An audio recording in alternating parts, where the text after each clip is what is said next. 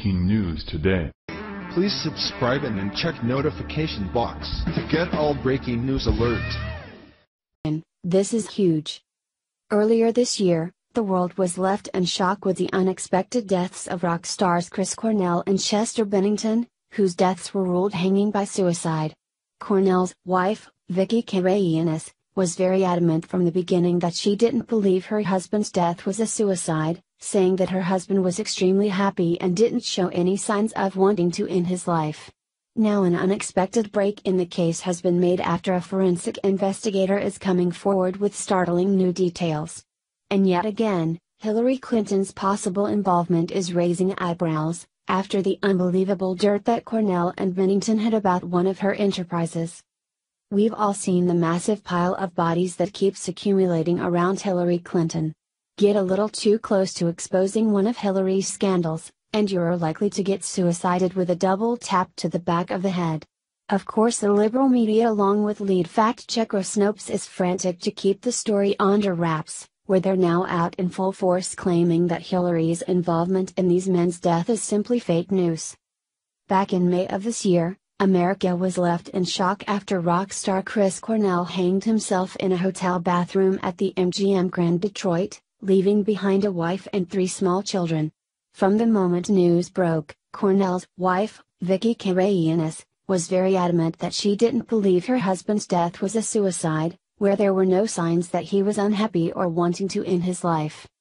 Now world-renowned forensic pathologist, Dr. Werner Spitz, is echoing Cornell's wife's claims, saying that after reviewing the autopsy report in the position of the body, that Cornell's death did not look like a suicide. Dr. Spitz worked on many high-profile murder investigations including John F. Kennedy and Martin Luther King Jr., and served as an expert witness during the O.J. Simpson and Casey Anthony trials. Combine Dr. Spitz's findings with the fact that medical examiners discovered 9 broken ribs and head trauma during the autopsy, and Cornell's suicide begins to look extremely suspicious. While some skeptics are excusing the broken ribs as after effects of the rescue team's resuscitation efforts, that still doesn't explain the head trauma, or why an astounding 9 ribs would be broken during CPR. Sounds like someone was literally fighting for his life that night. And when you see what Cornell was about to expose on Hillary Clinton, that chilling explanation becomes much more likely. Both Cornell and his wife Vicky were heavily involved in charity work.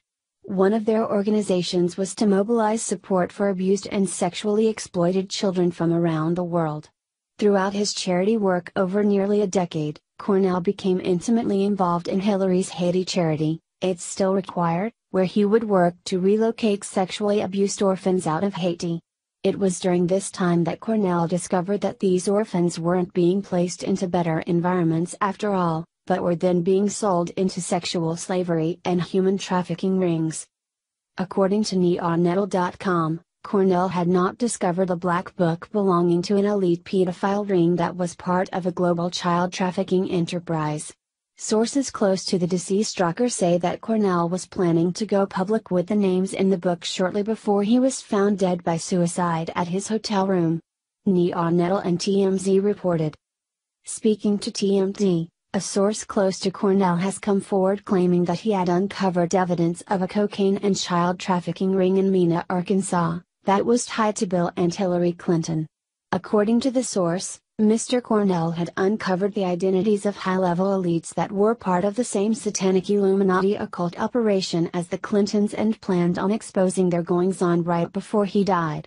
Cornell's death was officially ruled as a suicide, but his family and close friends say he was in no way suicidal, which has raised more than a few doubts about his untimely passing.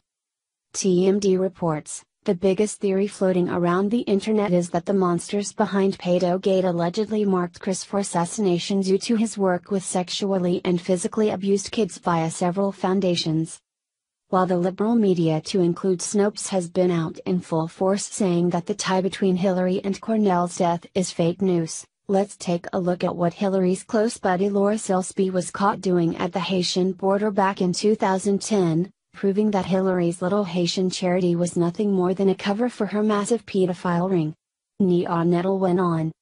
In 2010, Laura Silsby was arrested at the Haitian border attempting to smuggle 33 children out of Haiti.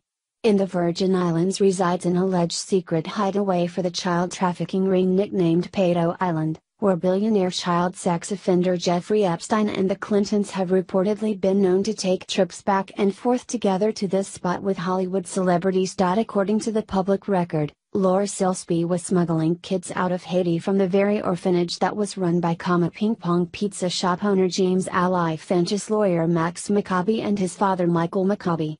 Remember, Pizzagate? It doesn't seem like fake news any longer, does it?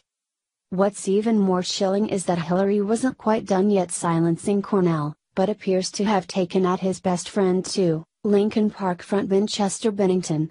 The rocker was very active in Cornell's charities, and knew of the corruption going on with the pedophile ring in Haiti.